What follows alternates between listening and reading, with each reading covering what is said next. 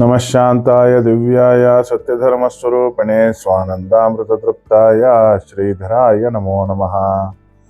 ಪ್ರಥಮವಾಗಿ ನಮ್ಮ ಗುರುಗಳಿಗೆ ವಂದನೆಯನ್ನು ಸಲ್ಲಿಸ್ತಾ ಇವತ್ತಿನ ದಿವಸ ಕಾರ್ಯಕ್ರಮವನ್ನು ಆರಂಭ ಮಾಡೋಣ.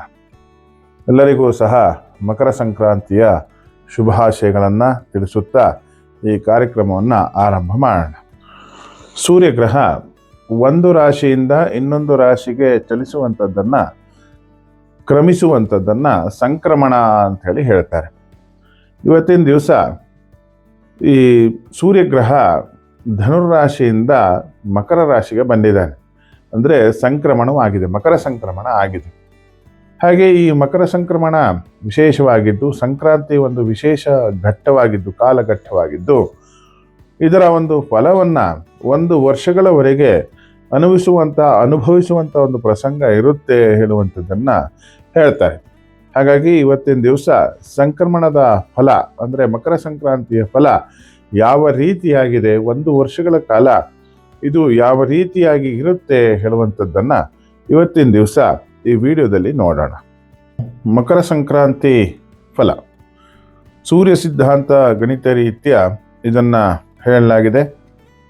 ವತ್ಸರೆ ಯಸ್ಮಿನ್ ಪೌಷಕೃಷ್ಣ ಏಕಾದಶ್ಯಾಂ ದ್ವಾದಶ್ಯಾನುಪರಿ ಸೌಮ್ಯವಾಸರೆ ತಾರೀಖ್ 14/1/2026 ಘಟಿ 34 ಮತ್ತು 59 ಸಮಯದಲ್ಲಿ ಅನುರಾಧಾ ನಕ್ಷತ್ರದಲ್ಲಿ ಮತ್ತು ಗಂಡ ಯೋಗದಲ್ಲಿ ಬಾಲವ ಕರಣದಲ್ಲಿ ಮತ್ತು ಸಿಂಹ ಲಗ್ನದಲ್ಲಿ ರವಿ ಮಕರ ರಾಶಿಯನ್ನು ಪ್ರವೇಶವನ್ನು ಮಾಡ್ತಾನೆ. ಈ ಸಂಕ್ರಾಂತಿ ಪುರುಷನ ಹೆಸರು ಮಂದಾಕಿನಿ ಅಂಥೇಳಿ ಹೆಸರು. ಇಲ್ಲಿಂದ ಮುಂದಿನ ಒಂದು ಮಕರ ಸಂಕ್ರಾಂತಿಯವರೆಗೆ ಫಲವನ್ನು ನೋಡೋದಿದ್ರೆ ಇದು ರಾಜರಿಗೆ ಪೀಡೆ ಅಂತೇಳಿ ಹೇಳಲ್ಪಡುತ್ತೆ. ಮತ್ತು ಈ ಬುಧವಾರ ಮತ್ತು ಗುರುವಾರ ಬಂದಿರೋದ್ರಿಂದ ಗಾಳಿ ಬಡಿತ ಮತ್ತು ಧಾನ್ಯ ಗೋಧಿ ಹೆಚ್ಚು ಒಂದು ಧಾನ್ಯ ಬೆಳೆಯುತ್ತೆ ಹೇಳುವಂಥದ್ದನ್ನು ಇಲ್ಲಿ ಹೇಳ್ಬೋದು. ಹಾಗೆ ಕೃಷ್ಣ ಪಕ್ಷದಲ್ಲಿ ಬಂದಿರೋದ್ರಿಂದ ಪಕ್ಷಫಲ ದುರ್ಭಿಕ್ಷ ಮತ್ತು ವ್ಯಾಧಿ ಚೋರಭಯ. ಹಾಗೆ ಕಾಲಫಲವಾಗಿ ಕ್ಷತ್ರಿಯ ಸೌಖ್ಯ ಅಂತೇಳಿ ಹೇಳಲ್ಪಟ್ಟಿದೆ. ಹಾಗೆ ಸಿಂಹಲಗ್ನದಲ್ಲಿ ಆಗಿರುವುದರಿಂದ ಮತ್ತು ದಕ್ಷಿಣ ದಿಗ್ದೃಷ್ಟಿಯನ್ನು ಹೊಂದಿರ್ತಾನೆ, ಆಗ್ನೇಯ ದಿಗ್ಗಮನ ಆಗಿರುತ್ತೆ. ಫಲ ಆ ದಿಕ್ಕಿನಲ್ಲಿ ಇರುವಂಥವರಿಗೆ ಪೀಡೆ. ಹಾಗೆ ತಿಥಿ ಫಲ ವೃದ್ಧಿ. ತಿಥಿ ಅಂದರೆ ಏಕಾದಶಿ ತಿಥಿ ಬಂದಿರೋದ್ರಿಂದ ಆ ದಿವಸ ಫಲ ಏನಿದೆ ಅಂತ ಕೇಳಿದ್ರೆ ವೃದ್ಧಿ ಅಂತೇಳಿ ಹೇಳ್ತಾರೆ. ಹಾಗೆ ಅನುರಾಧಾ ನಕ್ಷತ್ರದಲ್ಲಿ ಆಗಿರೋದ್ರಿಂದ ಅದರ ಫಲ ಮಂದಲೋಚನ ದೃಷ್ಟಿ ಅಂತೇಳಿ ಹೇಳ್ತಾರೆ. ಫಲ ಬೆಲೆ ಎಲ್ಲದರಲ್ಲೂ ಹೆಚ್ಚಾಗುತ್ತೆ. ಹಾಗೆ ಭರಣ್ಯಾದಿ 4ನೇ ಮಂಡಲ ಫಲ ಕ್ಷೇಮ ಅಂತೇಳಿ ಹೇಳ್ತಾರೆ. ಹಾಗೆ ಸುಭಿಕ್ಷ ಯೋಗ ಫಲ ಏನು ಕೇಳಿದ್ರೆ ದುರ್ಭಿಕ್ಷ ವ್ಯಾಧಿ ಪೀಡೆ ಮತ್ತು ಕರ್ಣಫಲ ಲಜ್ಜಾ ಚೇಷ್ಟೆ ಅಂತೇಳಿ ಹೇಳ್ತಾರೆ. ಹಾಗೆ ಈ ಸಂಕ್ರಾಂತಿ ಪುರುಷ ತುಂಗಾ ನದಿಯಲ್ಲಿ ಸ್ನಾನವನ್ನು ಮಾಡಿ ಬಿಳಿ ಬಟ್ಟೆಯನ್ನು ಹಾಕಿಕೊಂಡು ವಿಭೂತಿ ಲೇಪನವನ್ನು ಮಾಡಿಕೊಂಡು ಮತ್ತು ಭತ್ತದ ಅಕ್ಷತೆಯನ್ನು ಹಿಡಿದುಕೊಂಡು ಮತ್ತು ಬಕುಳ ಹೂವನ್ನು ಹಿಡಿದುಕೊಂಡು ಬರ್ತಾನೆ. ಹಾಗೆ ರಜತ ಭೂಷಣ ಅಂದರೆ ಬೆಳ್ಳಿಯ ಆಭರಣಗಳನ್ನು ಹಾಕಿಕೊಂಡು ಹಾಗೆ ಚಿನ್ನದ ಆಭರಣವನ್ನು ಸಹ ಹಾಕಿ ಮಡಿಕೆಯಲ್ಲಿ ಸಕ್ತು ಆಹಾರವನ್ನು ಹಿಡಿದುಕೊಂಡು ಹಂದಿಯ ಮೇಲೆ ಈ ಸಂಕ್ರಾಂತಿ ಪುರುಷ ಬರ್ತಾನೆ. ಹಾಗೆ ಎತ್ತು ಅವನ ಉಪವಾಹನವಾಗಿರುತ್ತೆ. ಫಲ ಏನಂತ ಕೇಳಿದ್ರೆ ಸಸ್ಯನಾಶ ಅಂತೇಳಿ ಹೇಳ್ತಾರೆ. ಮತ್ತೆ ದಂಡಾಯುಧವನ್ನು ಇವನು ಹಿಡ್ಕೊಂಡು ಇರ್ತಾನೆ. ಚಿತ್ರವರ್ಣ ಬಹಿರಂಬರ ಅಂತೇಳಿ ಹೇಳ್ತಾರೆ. ನಿಂತಿರುವಂತ ಅವಸ್ಥೆ ಅಂತೆ ನಿಂತುಕೊಂಡು ಇರ್ತಾನೆ. ಹಾಗೆ ಏನ್ ಕೇಳಿದ್ರೆ ಅದರ ಫಲ ಏನ್ ಕೇಳಿದ್ರೆ ಸೌಖ್ಯ ಉತ್ತರ ಜನನ ಅಂತೇಳಿ ಹೇಳ್ತಾರೆ. ಅಂದ್ರೆ ಉತ್ತರ ದಿಕ್ಕಿನಲ್ಲಿ ಹುಟ್ಟುತ್ತಾನೆ. ಫಲ ಏನ್ ಕೇಳಿದ್ರೆ ಶೂದ್ರ ವೃದ್ಧಿ ಮತ್ತೆ ಸರ್ಪಜಾತಿ ಹಸಿರು ಕುಂಚಕ ವಯಸ್ಸಿನಲ್ಲಿ ವಿಧವೆ ಹಿಡಿದಿರುವಂಥದ್ದು ಹಳದಿ ಛತ್ರಿ ಹೇಳುವಂಥದ್ದನ್ನು ಹೇಳ್ತಾರೆ. ಈ ರೀತಿಯಾಗಿ ಸಂಕ್ರಾಂತಿ ಒಂದು ಫಲ ಏನ್ ಕೇಳಿದ್ರೆ 14/1/2026 ಒಂದು ವರ್ಷಗಳ ಕಾಲ ಇದು ನಡೆಯುತ್ತೆ ಹೇಳುವಂಥದ್ದನ್ನು ಹೇಳ್ತಾರೆ. ಈ ಸಂವತ್ಸರದ ಒಂದು ಫಲ ಸಂಗ್ರಹವನ್ನ ಹೇಳಬೇಕಂದ್ರೆ ಈ ವರ್ಷ ದೇಶದ ರಾಜರುಗಳಲ್ಲಿ ಪರಸ್ಪರ ವೈರತ್ವ ಉಂಟಾಗುತ್ತೆ. ಮೇಘಗಳು ಗಾಳಿಯಿಂದ ಚದುರಿಸಲ್ಪಟ್ಟು ಸಾಧಾರಣವಾದಂತಹ ಮಳೆಯಾಗುತ್ತೆ. ಪೈರುಗಳು ಚೆನ್ನಾಗಿ ಬೆಳೆದಿದ್ರೂ ಸಹಿತ ಅದಕ್ಕೆ ಕ್ರಿಮಿ ಕೀಟಗಳ ಹಾವಳಿ ಜಾಸ್ತಿ ಆಗ್ತಾ ಇರುತ್ತೆ. ಹಾಗೆ ಕುಷ್ಕಿ ಧಾನ್ಯಗಳು, ಮನೆಯುಳ್ಳ ಧಾನ್ಯಗಳು ಮತ್ತು ಕೆಂಪು ಭೂಮಿಯಲ್ಲಿ ಚೆನ್ನಾಗಿ ಫಲಿಸ್ತವೆ ಹೇಳುವಂಥದ್ದನ್ನು ಹೇಳ್ಬೋದು. ಪದಾರ್ಥಗಳಿಗೆ ಬೆಲೆ ಹೆಚ್ಚಾಗುವಂಥದ್ದು. ಚಿನ್ನ, ಮುತ್ತು, ಶ್ರೀಗಂಧ, ಕರ್ಪೂರ, ಬೆಳ್ಳಿ ಇವುಗಳು ದುರ್ಲಭವಾಗುತ್ತೆ ಹೇಳುವಂಥದ್ದನ್ನು ಹೇಳ್ತಾರೆ. ಹಾಗೆ ಸೀಸ, ಕಬ್ಬಿಣ, ತಾಮ್ರ ಇವುಗಳು ಸಮೃದ್ಧಿಯಾಗಿ ದೊರಕ್ತವೆ. ಪಶುಗಳು ಅನಾರೋಗ್ಯದಿಂದಲೂ ಮೇವಿನ ಒಂದು ಕೊರತೆಯಿಂದಲೂ ಸ್ವಲ್ಪ ಹಾಲನ್ನ ಕೊಡುತ್ತೆ ಹೇಳುವಂಥದ್ದನ್ನ ಇಲ್ಲಿ ಹೇಳಿದ್ದಾರೆ. ಇದು ಸಂವತ್ಸರದ ಒಂದು ಫಲ ಸಂಗ್ರಹವಾಗಿದೆ. ಈ ರೀತಿಯಾಗಿ ಸಂವತ್ಸರದ ಒಂದು ಫಲವನ್ನ ನೀವು ನೋಡ್ಕೊಂಬಂದ್ರಿ. ಇನ್ನು ರಾಶಿಗಳ ಒಂದು ಫಲವನ್ನ ಈ ವರ್ಷದಲ್ಲಿ ಯಾವ ರೀತಿಯಾದಂಥ ಫಲಗಳು ಯಾವ ರಾಶಿಗೆ ಇರುತ್ತೆ ಹೇಳುವಂಥದ್ದನ್ನ ನೋಡ್ಕೊಂಡು ಬರೋಣ. ಮೊದಲನೇದಾಗಿ ಮೇಷರಾಶಿಯ ಒಂದು ಭವಿಷ್ಯವನ್ನ ನೋಡೋಣ. ಸಂಕ್ರಾಂತಿ ಫಲವನ್ನು ನೋಡೋಣ. ಮೇಷರಾಶಿಯವರಿಗೆ 3ನೇ ಸ್ಥಾನದಲ್ಲಿ ಗುರು ಸಂಚಾರ ಇದ್ದು, ಮೇ ತಿಂಗಳಿನಿಂದ ಗುರುವಿನ ಸಂಚಾರ ಬದಲಾದ ಮೇಲೆ ಅಂದುಕೊಂಡಂತಿರುವ ಕೆಲಸ ಆಗುತ್ತೆ. ಉದ್ಯೋಗ, ವ್ಯಾಪಾರ, ವ್ಯವಹಾರ ಹಾಗೂ ದಾಂಪತ್ಯ ಜೀವನ ಎಲ್ಲದರಲ್ಲೂ ಸಹ ಸೂಕ್ಷ್ಮವಾದಂಥ ಒಂದು ಫಲವನ್ನ ಇವರು ಪಡಿತಾರೆ ಹೇಳುವಂಥದ್ದನ್ನು ಹೇಳ್ಬೋದು. ಜೂನ್ ನಂತರ ಸಾಕಷ್ಟು ಭಾಗ್ಯೋದಯ ಇವರಿಗೆ ಆಗುವಂಥ ಎಲ್ಲ ಲಕ್ಷಣಗಳು ಕೂಡ ಇದೆ. ಮೇಷರಾಶಿಯವರಿಗೆ ಮಿಶ್ರ ಫಲ ಅಂತಲೇ ಹೇಳ್ಬೋದು. ಪೊಲೀಸ್ ಇಲಾಖೆ ಅಥವಾ ನ್ಯಾಯಾಂಗ ಇಲಾಖೆಯಲ್ಲಿ ಕೆಲಸ ಮಾಡ್ತಾ ಇರುವಂಥವರಿಗೆ ಕೆಲಸದಲ್ಲಿ ಉದ್ವಿಗ್ನತೆ, ಒತ್ತಡ ಮುಂತಾದವುಗಳು ಇದೆ. ಟ್ರಾನ್ಸ್ಪೋರ್ಟ್ನಲ್ಲಿ ಕೆಲಸ ಮಾಡ್ತಾ ಇರುವಂಥವರಿಗೆ ಬಸ್ಸು, ಟ್ಯಾಕ್ಸಿ ಡ್ರೈವರ್ಸು ಅಥವಾ ಹಡಗು, ರೈಲಿನಲ್ಲಿ ಕೆಲಸ ಮಾಡ್ತಾ ಇರುವಂಥವರು ಇವರಿಗೆ ಹೆಚ್ಚಿನ ಒಂದು ಪ್ರೋತ್ಸಾಹ ಸಿಗುತ್ತಾ ಹೋಗುತ್ತೆ. ಹಾಗೆ ಮೇಷರಾಶಿಯವರಿಗೆ ವಿದೇಶ ಪ್ರವಾಸ ಅಥವಾ ಓದಲಿಕ್ಕೆ ಹೆಚ್ಚಿನ ಪ್ರೋತ್ಸಾಹ, ವಿದ್ಯಾರ್ಥಿಗಳಿಗೆ ಅನುಕೂಲ ಇವೆಲ್ಲವೂ ಕೂಡ ಇದೆ ಅಂತ ಹೇಳಿ ಹೇಳ್ಬೋದು. ಇನ್ನೂ ಹೆಚ್ಚಿನ ಒಂದು ಫಲಗಳಿಗೆ ದುರ್ಗೆ ಆರಾಧನೆ ಅಥವಾ ಸರಸ್ವತಿ ಆರಾಧನೆಯನ್ನು ಇವರು ಮಾಡಿದ್ರೆ ತುಂಬಾ ಒಂದು ಒಳ್ಳೆಯ ಒಂದು ಫಲವನ್ನ ಇವರು ಪಡೀತಾರೆ. ಇನ್ನು ವೃಷಭ ರಾಶಿಯವರಿಗೆ ಅತಿ ತೃಪ್ತಿದಾಯಕವಾಗಿರುವಂತಹ ವರ್ಷ ಇದಾಗಿದ್ದು, ಆರೋಗ್ಯದಲ್ಲಿ ಸುಧಾರಣೆಗಳು ಕಂಡು ಬರಲಿವೆ. ಹಣಕಾಸಿನ ವ್ಯವಹಾರದಲ್ಲಿ ತೃಪ್ತಿಕರವಾದಂತಹ ವರ್ಷ ಇದಾಗಿದ್ದು, ಹಳೆಯ ಕನಸುಗಳು ಕೂಡ ಈಡೇರಲಿವೆ. ಬಹಳ ದಿನಗಳಿಂದ ನೆನೆಗುದಿಗೆ ಬಿದ್ದಿದ್ದಂಥ ಕೋರ್ಟು ಕಚೇರಿ ಕೆಲಸಕ್ಕೆ ಜಯ ಸಿಗ್ತಾ ಹೋಗುತ್ತೆ. ಹಾಗೆ ಮದುವೆ ಸಂಭ್ರಮ ಕೂಡ ಇವರ ಮನೆಯಲ್ಲಿ ಇರಲಿದೆ. ಹೊಸ ಆಸ್ತಿಯನ್ನ ಖರೀದಿ ಮಾಡುವಂತ ಯೋಗ ಇವರಿಗೆ ಇದ್ದು, ಹಾಗೂ ಅನಿರೀಕ್ಷಿತವಾದಂಥ ಲಾಭಗಳು ಈ ವರ್ಷ ಇವರಿಗೆ ಬರುವಂತ ಒಂದು ಸಂಭವನೀಯತೆ ಇದೆ ಹೇಳುವಂಥದ್ದನ್ನ ಹೇಳ್ಬೋದು. ಇವರು ಶಿವನ ಆರಾಧನೆಯನ್ನು ಮಾಡೋದ್ರಿಂದ ಇನ್ನೂ ಹೆಚ್ಚಿನ ಒಂದು ಫಲಗಳನ್ನ ಇವರು ನಿರೀಕ್ಷೆಯನ್ನು ಮಾಡಬಹುದು. ಮಿಥುನ ರಾಶಿಯವರು ತಮ್ಮ ಜಾಡ್ಯವನ್ನ ಅಥವಾ ಸೋಮಾರಿತನವನ್ನ ಬಿಟ್ಟಾಗ ಮಾತ್ರ ಈ ವರ್ಷ ಶುಭ ಫಲಗಳನ್ನ ಕಾಣಲಿಕ್ಕೆ ಸಾಧ್ಯ ಅಂತೇಳಿ ಹೇಳ್ಬೋದು.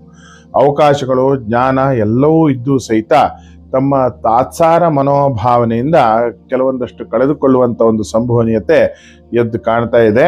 ಗುರುವಿನ ಬದಲಾವಣೆ ಆದ ನಂತರ ಇವರಿಗೆ ಒಳ್ಳೆ ಯೋಗ ಇದ್ದು ಭೂ ಖರೀದಿಗೆ ಅವಕಾಶ, ಕುಟುಂಬದಲ್ಲಿ ಸೌಖ್ಯ ಎಲ್ಲವೂ ಕೂಡ ಇವರಿಗೆ ಇರುತ್ತೆ. ಹಾಗೆ ಸನ್ಮಾನಗಳು ಇವರಿಗೆ ಪ್ರಾಪ್ತಿಯಾಗುತ್ತೆ ಹೇಳುವಂಥದ್ದನ್ನ ಹೇಳ್ಬೋದು.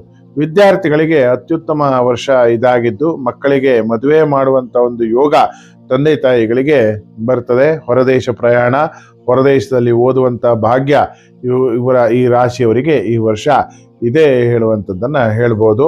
ಇನ್ನೂ ಹೆಚ್ಚಿನ ಒಂದು ಫಲಕ್ಕೋಸ್ಕರ ವಿಷ್ಣು ಆರಾಧನೆಯನ್ನು ಮಾಡಿದ್ರೆ ತುಂಬಾ ಉತ್ತಮ. ಇನ್ನು ಕರ್ಕಾಟಕ ರಾಶಿಯವರಿಗೆ ಮಿಶ್ರ ಫಲದ ಒಂದು ವರ್ಷ ಇದಾಗಿದ್ದು, ಗುರುವಿನ ಒಂದು ಬಲದಿಂದ ದೊಡ್ಡ ಒಂದು ಸಮಸ್ಯೆಯಿಂದ ಇವರು ಹೊರಬೀಳಲಿದ್ದಾರೆ. ಹಾಗೆ ಆರೋಗ್ಯದಲ್ಲಿ ದೊಡ್ಡ ಸಮಸ್ಯೆ ಎದುರಾದರೂ ಸಹಿತ ಅದನ್ನ ಸಮರ್ಥವಾಗಿ ನಿಭಾಯಿಸಲಿದ್ದಾರೆ. ಮತ್ತು ಶುಕ್ರನ ಒಂದು ಬಲದಿಂದ ಒಡವೆ, ವಸ್ತು, ವಾಹನಗಳ ಒಂದು ಖರೀದಿ ಯೋಗ ಇವರಿಗೆ ಇದೆ. ಸರ್ಕಾರಿ ಉದ್ಯೋಗಗಳಿಗೆ ಬಡ್ತಿ ದೊರೆಯುವಂತಹ ಅವಕಾಶ ಈ ವರ್ಷ ಹೇರಳವಾಗಿ ಇದೆ. ಕಂಪ್ಯೂಟರು, ಎಲೆಕ್ಟ್ರಾನಿಕ್ಸು ಮುಂತಾದಂಥ ವ್ಯಾಪಾರಿಗಳಿಗೆ ಬಹಳ ಒಳ್ಳೆಯ ಲಾಭ ಇರಲಿದೆ. ಕೋರ್ಟು ಕಚೇರಿ ಕೆಲಸದಲ್ಲಿ ಜಯ. ಹಾಗೆ drivers, delivery boys, taxi drivers ಮುಂತಾದವರಿಗೆ ಬಹಳ ಒಳ್ಳೆಯ ವರ್ಷ ಈ ವರ್ಷ ಆಗಿದೆ. ಹಾಗಾಗಿ ಇವರು ಹೆಚ್ಚಿನ ಒಂದು ಫಲಕ್ಕಾಗಿ ವಿನಾಯಕರ ಆರಾಧನೆಯನ್ನ, ಗಣಪತಿ ಆರಾಧನೆಯನ್ನು ಮಾಡಿದ್ರೆ ತುಂಬಾ ಒಳ್ಳೆಯದು ಹೇಳುವಂಥದ್ದನ್ನು ಇಲ್ಲಿ ಹೇಳಬಹುದು. ಇನ್ನು ಸಿಂಹರಾಶಿಯ ಬಗ್ಗೆ ಸ್ವಲ್ಪ ನೋಡೋಣ. ಸಿಂಹರಾಶಿಯವರು ಧೈರ್ಯಸ್ಥರು ಹೌದು, ಹಾಗೆ ಬುದ್ಧಿವಂತರು ಕೂಡ ಹೌದು. ವರ್ಷದ ಮೊದಲಾರ್ಧ ಭಾಗದಲ್ಲಿ ಬಹಳ ಒಳ್ಳೆಯ ಹೆಸರನ್ನ ಮಾಡ್ತಾರೆ. ಕೃಷಿ, ಪಶುಸಂಗೋಪನೆ, ವ್ಯಾಪಾರ, ವಹಿವಾಟು ಮಾಡುವಂಥವರಿಗೆ ಬಹಳ ಒಳ್ಳೆಯ ಫಲ ಸಿಗುತ್ತೆ. ಆದರೆ ದ್ವಿತೀಯಾರ್ಧದಲ್ಲಿ ಜೂನ್ ನಂತರ ಸ್ವಲ್ಪ ಆರೋಗ್ಯದ ಬಗ್ಗೆ ಸ್ವಲ್ಪ ವಿಶೇಷವಾದಂಥ ಒಂದು ಎಚ್ಚರಿಕೆ ವಹಿಸಬೇಕು.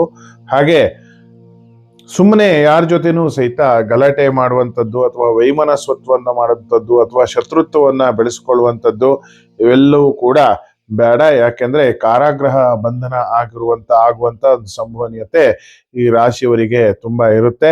ಅಷ್ಟಮದ ಒಂದು ಶನಿ ವ್ಯಯಸ್ಥಾನದಲ್ಲಿ ಕಾಡುವ ಒಂದು ಸಂಭವ ಇದೆ. ವೈದ್ಯಕೀಯ ಕ್ಷೇತ್ರದಲ್ಲಿ ಇರುವಂತವರಿಗೆ ತುಂಬಾ ಒಳ್ಳೆಯ ವರ್ಷ ಇದಾಗಿದ್ದು ಒಳ್ಳೆಯ ಹೆಸರನ್ನ ಇವರು ಮಾಡ್ತಾರೆ. ಹಾಗೆ ಕಬ್ಬಿಣದ ವ್ಯಾಪಾರಿಗಳು, ಕೃಷಿ ಚಟುವಟಿಕೆಯ ಒಂದು ಅಗತ್ಯ ವಸ್ತುಗಳನ್ನ ಮಾರುವಂತವರಿಗೆ ತುಂಬಾ ಒಳ್ಳೆಯ ವರ್ಷ ಇದು ಹೇಳುವಂಥದ್ದನ್ನ ಇಲ್ಲಿ ಹೇಳ್ಬೋದು. ಪರಿಹಾರಕ್ಕಾಗಿ ಸೂರ್ಯನಾರಾಯಣನ ಆರಾಧನೆಯನ್ನು ಮಾಡಿದ್ರೆ ತುಂಬಾ ಒಳ್ಳೆಯದು ಹೇಳುವಂಥದ್ದನ್ನ ಇಲ್ಲಿ ಹೇಳ್ಬಹುದು. ಇನ್ನು ಕನ್ಯಾ ರಾಶಿಯ ಬಗ್ಗೆ ಸ್ವಲ್ಪ ನೋಡೋಣ. ಕನ್ಯಾ ರಾಶಿಯವರಿಗೆ ಮಿಶ್ರ ಫಲದ ವರ್ಷ ಇದಾಗಿದ್ದು ಸಾಕಷ್ಟು ಸಮಸ್ಯೆಗಳು ಇವರಿಗೆ ಇದ್ರೂ ಸಹಿತ ಅದನ್ನ ಎದುರಿಸಿ ನಿಲ್ಲುವಂತ ಒಂದು ಶಕ್ತಿಯನ್ನ ಗುರು ಇವರಿಗೆ ಕೊಡ್ತಾನೆ. ವಾಣಿಜ್ಯ ಬೆಳೆಯತಕ್ಕಂಥವರಿಗೆ ತೃಪ್ತಿಕರವಾದಂತಹ ವರ್ಷ ಇದು ಅಂತೇಳಿ ಹೇಳ್ಬೋದು. ಉದ್ಯೋಗ ವ್ಯವಹಾರವನ್ನ ದೊಡ್ಡ ಮಟ್ಟದಲ್ಲಿ ಬೆಳೆಸಬಹುದಾದಂತಹ ವರ್ಷ ಇದಾಗಿದೆ. ಟ್ರಾನ್ಸ್ಪೋರ್ಟ್ ಡಿಪಾರ್ಟ್ಮೆಂಟ್ನವರು ಅಥವಾ ಟ್ಯಾಕ್ಸಿ ಡ್ರೈವರ್ಸು ಅಥವಾ ಇವರು ಸ್ವಲ್ಪ ಜಾಗರೂಕವಾಗಿ ಈ ವರ್ಷ ಇರಬೇಕು. ಹಾಗೂ ನ್ಯಾಯಾಂಗ ವ್ಯವಸ್ಥೆಯವರಿಗೂ ಸಹಿತ ಕೆಲಸದ ಸ್ಥಳದಲ್ಲಿ ಒಂದು ಕಿರಿಕಿರಿ, ಸ್ಥಾನ ನಷ್ಟ ಆಗುವಂತ ಒಂದು ಸಂಭವನೀಯತೆ ಇರುತ್ತೆ. ವಿದ್ಯಾರ್ಥಿಗಳಿಗೆ ಬಹಳ ಶುಭವಾದಂತ ವರ್ಷ ಇದಾಗಿದೆ. ಹಾಗೆ ವಿಷ್ಣುವಿನ ಆರಾಧನೆಯನ್ನ ಮಾಡೋದ್ರಿಂದ ಎಲ್ಲ ಸಮಸ್ಯೆಗಳಿಗೆ ಪರಿಹಾರವನ್ನ ಇವರು ಕಂಡುಕೊಳ್ಬಹುದು ಹೇಳುವಂಥದ್ದನ್ನು ಇಲ್ಲಿ ಸ್ಮರಿಸಬಹುದು. ಹಾಗೆ ತುಲಾ ರಾಶಿಯ ಬಗ್ಗೆ ಸ್ವಲ್ಪ ನೋಡೋಣ. ರಾಶಿಯ ಒಂದು ಸೂಚಕದಂತೆ ದೇವತೆಗಳ ಒಂದು ಅನುಗ್ರಹ, ಗುರುವಿನ ಅನುಗ್ರಹ ಇವರ ಮೇಲೆ ಯಾವತ್ತೂ ಇರುತ್ತೆ. ನ್ಯಾಯಾಂಗದಲ್ಲಿ ಕೆಲಸ ಮಾಡ್ತಾ ಇರುವಂತವರಿಗೆ ಒಳ್ಳೆಯ ಫಲವನ್ನ ಈ ಸಲ ಕಾಣಬಹುದು. ದಾಂಪತ್ಯದಲ್ಲಿ ಸೌಖ್ಯ, ಸಂತಾನ ಭಾಗ್ಯ, ಮಕ್ಕಳ ಏಳಿಗೆ ಇವೆಲ್ಲವೂ ಸಹಿತ ಈ ರಾಶಿಯವರ ಒಂದು ಭಾಗ್ಯದಲ್ಲಿ ಇದೆ. ಆಸ್ತಿ ನಿವೇಶನಗಳ ಒಂದು ಖರೀದಿಗೆ ತುಂಬಾ ಉತ್ತಮವಾದಂತಹ ಒಂದು ವರ್ಷ ಇದಾಗಿದ್ದು ಆರೋಗ್ಯದಲ್ಲಿ ಒಳ್ಳೆಯ ಭಾಗ್ಯ, ಸಹೋದರರಿಂದ ಸಹಕಾರ ಇವೆಲ್ಲವೂ ಸಹ ಈ ವರ್ಷ ನಾವು ನೋಡ್ಬೋದು, ತುಲಾ ರಾಶಿಯವರು ನೋಡ್ಬೋದು ಹೇಳುವಂಥದ್ದನ್ನ ಇಲ್ಲಿ ಹೇಳ್ಬೋದು. ಆದರೂ ಸಹ ಸ್ವಲ್ಪ ಮಾನಸಿಕವಾದಂತಹ ತೊಳಲಾಟಗಳು ಇರುತ್ತೆ. ಬುದ್ಧಿ ಚಂಚಲವಾಗಿರುವಂಥದ್ದು ಆಗುತ್ತೆ. ಹಾಗೆ ದುರ್ಬುದ್ಧಿ ಪ್ರಾಪ್ತವಾಗುವಂತ ಒಂದು ಸಂಭವನೀಯತೆ ಈ ರಾಶಿಯವರಿಗೆ ಇದೆ. ಹಾಗೆ ದುಶ್ಚಟಗಳಿಂದ ಇವರು ದೂರವಿದ್ದಷ್ಟು ತುಂಬಾ ಒಳ್ಳೆಯದು ಹೇಳುವಂಥದ್ದನ್ನು ಇಲ್ಲಿ ಸ್ಮರಿಸಬಹುದು. ಹಾಗೆ ವಿದ್ಯಾರ್ಥಿಗಳಿಗೆ ಓದಿದ್ದು ಮರ್ತೋಗುವಂತ ಒಂದು ಸಂಭವನೀಯತೆ ಇರೋದ್ರಿಂದ ಸ್ವಲ್ಪ ಫಲಕ್ಕಾಗಿ ಮಹಾಲಕ್ಷ್ಮಿಯನ್ನ ಆರಾಧನೆಯನ್ನ ಮಾಡುವಂಥದ್ದು ತುಂಬಾ ಒಳ್ಳೆಯ ವಿಚಾರ ಹೇಳುವಂಥದ್ದನ್ನು ಇಲ್ಲಿ ಸ್ಮರಿಸಬಹುದು. ಇನ್ನು ವೃಶ್ಚಿಕ ರಾಶಿ, ಸ್ವಲ್ಪ ತೀಕ್ಷ್ಣವಾದಂತಹ ಹೋರಾಟದ ಬದುಕು ಇವರದಾಗಿರುತ್ತೆ. ರಾಜಕೀಯ ಕ್ಷೇತ್ರದಲ್ಲಿ ಇರುವಂತವರಿಗೆ ಸ್ವಲ್ಪ ಹಿನ್ನಡೆ ಉಂಟಾಗುವಂತ ಒಂದು ವರ್ಷ ಇದಾಗಿದ್ದು ಜನಪ್ರಿಯತೆಯಲ್ಲೂ ಸಹಿತ ಸ್ವಲ್ಪ ಕುಂದು ಕೊರತೆ ಉಂಟಾಗಬಹುದು. ಸ್ವಲ್ಪ ಅದರ ಬಗ್ಗೆ ಲಕ್ಷ್ಯವನ್ನ ಇಟ್ಕೊಳ್ಳುವಂಥದ್ದನ್ನು ಒಳಿತು. ಹಾಗೂ ವೃಶ್ಚಿಕ ರಾಶಿಯವರಿಗೆ ಉದ್ಯೋಗ, ವ್ಯಾಪಾರ, ವ್ಯವಹಾರದಲ್ಲಿ ಪಂಚಮ ಶನಿಯಿಂದ ಸ್ವಲ್ಪ ನಷ್ಟ ಆಗುವಂತ ಒಂದು ಸಂಭವನೀಯತೆ ಇರುತ್ತೆ.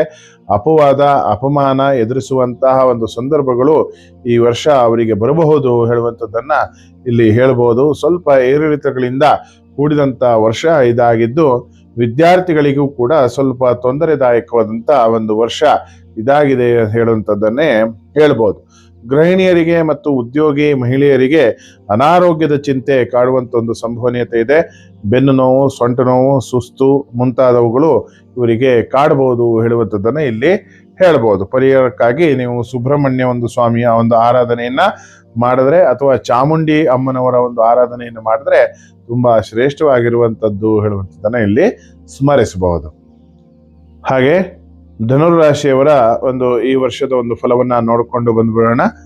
ಉದ್ಯೋಗಿಗಳು ಸ್ವಲ್ಪ ಕಸಿವಿಸಿ ಅನುಭವಿಸುವಂತ ಒಂದು ಸಂಭವನೀಯತೆ ಇರುತ್ತೆ. ವರ್ಗಾವಣೆ ಆಗುವಂತ ಒಂದು ಸಂಭವನೀಯತೆ ಈ ವರ್ಷ ಇರುತ್ತೆ. ಲಾಭಕ್ಕೋಸ್ಕರ ತೆಗೆದುಕೊಂಡಿರುವಂತಹ ಒಂದು ನಿರ್ಧಾರ ನಷ್ಟ ಆಗುವಂತಹ ಸಂಭವನೀಯತೆಯು ಕೂಡ ಈ ವರ್ಷದ ಒಂದು ಫಲದಲ್ಲಿ ನಾವು ಕಾಣಬಹುದು. ನೀರಿನ ವ್ಯಾಪಾರದವರು, ಕಬ್ಬಿಣ ವ್ಯಾಪಾರಸ್ಥರು, ಕೃಷಿಕರು, ಹಾಲಿನ ವ್ಯಾಪಾರಿಗಳು ಮುಂತಾದವರಿಗೆ ಬಹಳ ಶುಭವಾದಂತಹ ವರ್ಷ ಇದಾಗಿದ್ದು, ಉದ್ಯೋಗ ಅರಸ್ತಾ ಇರುವಂತವರಿಗೆ ಉದ್ಯೋಗ ಪ್ರಾಪ್ತಿ, ಮದುವೆ ಯೋಗ ಪ್ರಾಪ್ತಿ ಮುಂತಾದವು ಕೂಡ ಇಲ್ಲಿ ಇದೆ. ಹಾಗೆ ಗ್ರಹ ಸ್ಥಿತಿಗತಿಗಳು ತುಂಬಾ ಚೆನ್ನಾಗಿದ್ದು, ಅಹಂಕಾರ ಬುದ್ಧಿಯನ್ನ ಬಿಟ್ಟು ಇವರು ಮುಂದುವರೆದಲ್ಲಿ ಸಮಾಜದಲ್ಲಿ ಒಳ್ಳೆಯ ಒಂದು ಗೌರವವನ್ನ ತಮ್ಮದಾಗಿಸಿಕೊಳ್ತಾರೆ. ವಿದ್ಯಾರ್ಥಿಗಳಿಗೆ ತುಂಬಾ ಉತ್ತಮವಾದಂತಹ ವರ್ಷ ಇದಾಗಿದ್ದು, ಉನ್ನತ ವ್ಯಾಸಂಗ ಬಯಸ್ತಾ ಇರುವಂತವರು ಖಂಡಿತ ಉನ್ನತ ವ್ಯಾಸಂಗಕ್ಕೆ ಹೋಗ್ಬೋದು ಅಥವಾ ಅದನ್ನ ಗಳಿಸಿಕೊಳ್ಳುವಲ್ಲಿ ಅವರು ಯಶಸ್ವಿ ಆಗ್ತಾರೆ ಹೇಳುವಂಥದ್ದನ್ನ ಇಲ್ಲಿ ಹೇಳಬಹುದು. ಹೆಚ್ಚಿನ ಒಂದು ಫಲಕ್ಕೋಸ್ಕರ ಈ ರಾಶಿಯವರು ಗುರು ದತ್ತಾತ್ರೇಯರ ಆರಾಧನೆಯನ್ನು ಮಾಡಿದ್ರೆ ತುಂಬಾ ಶ್ರೇಷ್ಠವಾಗಿರುವಂತ ಒಂದು ವಿಚಾರ. ಮಕರ ರಾಶಿಯವರಿಗೆ ಹೇರಳವಾದಂತಹ ಒಂದು ಶುಭ ಫಲ ಇದ್ರೂ ಸಹ ನೆಂಟರಿಷ್ಟರೊಂದಿಗೆ ಕಲಹ, ಹಣದ ವಿಚಾರದಲ್ಲಿ ಸ್ವಲ್ಪ ತೊಂದರೆ, ಹಾಗೆ ಬಂಧುಗಳೊಂದಿಗೆ ವಿರಸ ಮುಂತಾದವು ಆಗುವಂತ ಒಂದು ಸಂಭವನೀಯತೆ ಇರುತ್ತೆ. ಆದರೂ ಸಹಿತ ಮನಸ್ಸಿನಲ್ಲಿರುವಂತಹ ಆಸೆಗಳು ಈಡೇರುವಂತ ಒಂದು ಕಾಲ ಇದಾಗಿದ್ದು, ಹೊಸ ಆಭರಣ ಖರೀದಿ, ವಾಹನ ಖರೀದಿ, ವಸ್ತ್ರ ಖರೀದಿ ಮುಂತಾದವು ಹೇರಳವಾಗಿ ಆಗಲಿದೆ. ಸಾಲಗಳಿಂದ ಮುಕ್ತಿ ದೊರಕಲಿದೆ. ಹಾಗೆ ಪೊಲೀಸ್ ಅಧಿಕಾರಿಗಳಿಗೆ, ಹಾಗೆ ಮಿಲಿಟರಿ ಅವರಿಗೆ ಪದೋನ್ನತಿ ಮುಂತಾದವು ಸಿಗುವಂತ ಒಂದು ಸಂಭವನೀಯತೆ ತುಂಬಾ ಜಾಸ್ತಿ ಇರುತ್ತೆ. ಮಾಧ್ಯಮದವರಿಗೆ, ಸಿನಿಮಾ ಕ್ಷೇತ್ರದವರಿಗೆ ಇರುವಂತವರಿಗೆ ಶುಭ ಫಲ ಇರುತ್ತೆ. ವಿದ್ಯಾರ್ಥಿಗಳು ಕೂಡ ಈ ವರ್ಷ ಉನ್ನತ ವರ್ಗದಲ್ಲಿ ತೇರ್ಗಡೆ ಆಗ್ತಾರೆ. ಹಾಗೆ ವಿದ್ಯಾರ್ಥಿಗಳಿಗೆ ಶುಭವಾದಂತಹ ಒಂದು ಕಾಲ ಈ ವರ್ಷ ಹೇಳುವಂಥದ್ದನ್ನ ಹೇಳಬಹುದು. ಶುಭ ಫಲಕ್ಕಾಗಿ ನವಗ್ರಹರ ಒಂದು ಆರಾಧನೆ ತುಂಬಾ ಮುಖ್ಯ ಹೇಳುವಂಥದ್ದನ್ನ ಇಲ್ಲಿ ಹೇಳಬಹುದು. ಸ್ವಲ್ಪ ಕುಂಭರಾಶಿಯ ಬಗ್ಗೆ ತಿಳಿದುಕೊಳ್ಳೋಣ. ವಿಭಿನ್ನವಾದಂತಹ ಒಂದು ಮನಸ್ಥಿತಿಯವರು ಇವರಾಗಿದ್ದು, ಮಾನಸಿಕವಾದಂತಹ ಒಂದು ವೈದ್ಯರು, ಔಷಧ ತಯಾರಕರು, ಕೆಮಿಕಲ್ ಇಂಡಸ್ಟ್ರಿಯವರು, ಸಕ್ಕರೆ ಕಬ್ಬು ಬೆಳೆಗಾರರು ಇವರಿಗೆಲ್ಲ ಸಹಿತ ತುಂಬಾ ಉತ್ತಮವಾದಂತಹ ಒಂದು ವರ್ಷ. ವಿದ್ಯಾಕ್ಷೇತ್ರದಲ್ಲಿ ಕೆಲಸ ಮಾಡ್ತಾ ಇರುವಂತವರು ಇವರಿಗೂ ಸಹಿತ ಒಳ್ಳೆಯ ಫಲ ಈ ವರ್ಷ ನೀಡುತ್ತೆ. ಹಾಗೆ ದೂರದ ಒಂದು ಪ್ರಯಾಣ ಹಾಗೂ ವಿದೇಶ ಪ್ರಯಾಣ ಈ ರಾಶಿಯವರಿಗೆ ಇರಬಹುದಂತ ಒಂದು ಸಾಧ್ಯತೆಗಳು ಇದೆ. ಹಾಗೆ ವಿದೇಶ ಪ್ರವಾಸ, ಹಾಗೆ ವಿದೇಶದಲ್ಲಿ ಉದ್ಯೋಗ ಸಿಗುವಂತ ಒಂದು ಸಂಭವನೀಯತೆಯೂ ಕೂಡ ಈ ರಾಶಿಯವರಿಗೆ ಹೇರಳವಾಗಿ ಇದೆ. ಹಾಗೆ ವಾಹನ ಖರೀದಿ ಯೋಗ, ಆಸ್ತಿ ಖರೀದಿ ಯೋಗ ಈ ರಾಶಿಯವರಿಗೆ ಇದೆ. ಆದರೆ ಆರೋಗ್ಯದಲ್ಲಿ ಮಾತ್ರ ಸ್ವಲ್ಪ ನರಕ್ಕೆ ಸಂಬಂಧಿಸಿದಂತ ಒಂದು ಕಾಯಿಲೆಗಳಾಗ್ಲಿ, ಅಥವಾ ಹೊಟ್ಟೆಯ ಭಾಗಕ್ಕೆ ಸಂಬಂಧಿಸಿದಂತ ಒಂದು ಕಾಯಿಲೆಗಳಾಗ್ಲಿ, ಅಥವಾ ಏನಕ್ಕೆ ಅಂದ್ರೆ ಬೆನ್ನಿಗೆ ಸಂಬಂಧಪಟ್ಟಂತ ಒಂದು ತೊಂದರೆಗಳಾಗ್ಲಿ ಇವರಿಗೆ ಬರುವಂತ ಒಂದು ಸಂಭವನೀಯತೆ ಇರುತ್ತೆ. ಸ್ವಲ್ಪ ಎಚ್ಚರಿಕೆಯಿಂದ ಇರಬೇಕು. ಹಾಗೆ ವಿದ್ಯಾರ್ಥಿಗಳಿಗೆ ತುಂಬಾ ಒಳ್ಳೆಯ ರೀತಿಯಾದಂತ ಒಂದು ವರ್ಷ ಇದು ಹೇಳುವಂಥದ್ದನ್ನೇ ಹೇಳಬಹುದು. ಸಂಪೂರ್ಣವಾದಂತ ಒಂದು ಫಲಕ್ಕೋಸ್ಕರ ನಿತ್ಯ ದೇವಿ ಜಪವನ್ನು ಮಾಡಬೇಕು, ಇಲ್ಲ ಗಣಪತಿ ಜಪವನ್ನು ಮಾಡೋದ್ರಿಂದ ಇವರ ಮನಸ್ಸಿನಲ್ಲಿರುವಂತ ಒಂದು ಆಸೆ ಆಕಾಂಕ್ಷೆಗಳು ಶೀಘ್ರವಾಗಿ ಈಡೇರ್ತವೆ ಹೇಳುವಂಥದ್ದನ್ನ ಹೇಳಬಹುದು. ಮೀನರಾಶಿಯ ಬಗ್ಗೆ ಸ್ವಲ್ಪ ತಿಳಿದುಕೊಳ್ಳೋಣ. ಮೀನರಾಶಿಯವರಿಗೆ ಜನ್ಮದಲ್ಲೇ ಶನಿ ಇದ್ದು, ಶನಿಯ ಒಂದು ಪ್ರಭಾವದಿಂದ ಹಣಕಾಸಿನ ಒಂದು ತೊಂದರೆಗಳು ಕಾಡಬಹುದು ಹೇಳುವಂಥದ್ದನ್ನ ಇಲ್ಲಿ ಹೇಳಬಹುದು. ಹಾಗೂ ನಂಬಿದವರಿಂದಲೇ ಮೋಸ ಹಾಗೂ ಭೂವ್ಯಾಜ್ಯವನ್ನ ಎದುರಿಸುವಂತ ಒಂದು ಸಂದರ್ಭ ಇವರಿಗೆ ಬರಬಹುದು ಹೇಳುವಂಥದ್ದನ್ನ ಇಲ್ಲಿ ಹೇಳಬಹುದು. ಆದರೂ ಸಹಿತ ಗುರುವಿನ ಒಂದು ರಾಶಿ ಇದಾಗಿರುವುದರಿಂದ ಅಹಂಕಾರ, ಕೋಪ ರಹಿತರಾಗಿ ಕೆಲಸ ಮಾಡುವಂತಿದ್ರೆ ಗುರು ಈ ರಾಶಿಯವರನ್ನ ಯಾವತ್ತು ಕಾಪಾಡ್ತಾನೆ ಹೇಳುವಂಥದ್ದನ್ನ ಇಲ್ಲಿ ಸ್ಮರಣೆಯನ್ನು ಮಾಡಬಹುದು. ಈ ವರ್ಷ ಇವರಿಗೆ ವಿವೇಚನೆ ಮತ್ತೆ ವಿವೇಕ ಇವೆರಡೂ ಬಹುಮುಖ್ಯವಾದಂತ ಒಂದು ಸಾಧನವಾಗಿ ಇವರ ಒಂದು ಕಷ್ಟವನ್ನ ನಿವಾರಿಸಲಿಕ್ಕೆ ಯೋಗ್ಯವಾದಂತ ಒಂದು ಸಾಧನವಾಗಿದೆ. ಇವರು ಗೆಲ್ಲಬೇಕಾದ್ರೆ ಮನಸ್ಸು ಬುದ್ಧಿಯಿಂದಲೇ ಕಾರ್ಯಸಾಧನೆಯನ್ನ ಮಾಡಿಕೊಳ್ಳಬೇಕು ಹೇಳುವಂಥದ್ದನ್ನ ಇಲ್ಲಿ ಸ್ಮರಣೆ ಮಾಡಬಹುದು. ವಿದ್ಯಾರ್ಥಿಗಳು ಮರೆವಿನ ಸಮಸ್ಯೆಯನ್ನ ಎದುರಿಸಬಹುದು. ಹಾಗಾಗಿ ಸ್ವಲ್ಪ ಗಣಪತಿ ಜಪವನ್ನ ಮಾಡುವಂಥದ್ದು ತುಂಬಾ ಉತ್ತಮ. ಹಾಗೆ ಸರ್ವೇ ಸಾಮಾನ್ಯವಾಗಿ ಇವರ ಒಂದು ಸಂಪೂರ್ಣ ಒಂದು ದೋಷ ನಿವಾರಣೆಗಾಗಿ ಅಥವಾ ಫಲಕ್ಕಾಗಿ ಇವರು ಶಿವನ ಆರಾಧನೆಯನ್ನ ಮಾಡೋದ್ರಿಂದ ತುಂಬಾ ಒಳ್ಳೆಯದು ಹೇಳುವಂಥದ್ದನ್ನ ಇಲ್ಲಿ ಹೇಳಬಹುದು. ಇದು ಸಂಕ್ರಾಂತಿಯ ಒಂದು ಫಲವನ್ನ ಆಧರಿಸಿ ಹೇಳಿರುವಂತ ಒಂದು ವರ್ಷ ಭವಿಷ್ಯ. ಈ ವರ್ಷ ಸಂಕ್ರಾಂತಿಯಿಂದ ಮುಂದಿನ ವರ್ಷ ಸಂಕ್ರಾಂತಿವರೆಗೂ ಸಹಿತ ಈ ಫಲಗಳು ನಡೀತಾ ಇರುತ್ತೆ ಹೇಳುವಂಥದ್ದನ್ನ ಹೇಳಬಹುದು. ಹಾಗೆ ಏನು ಕೇಳಿದ್ರೆ ಪ್ರತಿ ರಾಶಿಯವರಿಗೂ ಒಂದೇ ತರ ಇರುತ್ತೆ ಅಂತ ಹೇಳಿ ಅಲ್ಲ, ಅವರವರ ಒಂದು ಜಾತಕದ ಆಧಾರದ ಮೇಲೂ ಸಹಿತ ಕೆಲವೊಂದಷ್ಟು ಬೇರೆ ಬೇರೆ ತೊಂದರೆಗಳನ್ನು ಕೂಡ ಮನುಷ್ಯ ಎದುರಿಸಬಹುದು, ಅಥವಾ ಕೆಲವೊಂದಷ್ಟು ಅನುಕೂಲಗಳನ್ನು ಕೂಡ ಮನುಷ್ಯನಾದಂಥವನು ಎದುರಿಸಬಹುದು ಹೇಳುವಂಥದ್ದನ್ನ ಇಲ್ಲಿ ಹೇಳಲಿಕ್ಕೆ ಇಚ್ಛೆ ಪಡ್ತೇನೆ. ಹೆಚ್ಚಿನ ಒಂದು ಏನಾದರೂ ಪ್ರಶ್ನೆಗಳು ಇದರಲ್ಲಿ ನಮ್ಮನ್ನ ಸಂಪರ್ಕಿಸಬಹುದು. ಸಂಪರ್ಕಿಸಬೇಕಾದಂತ ಒಂದು ಫೋನ್ ನಂಬರ್ ಕೆಳಗೆ ನೀಡಲಾಗಿದೆ. ನಮಸ್ಕಾರ.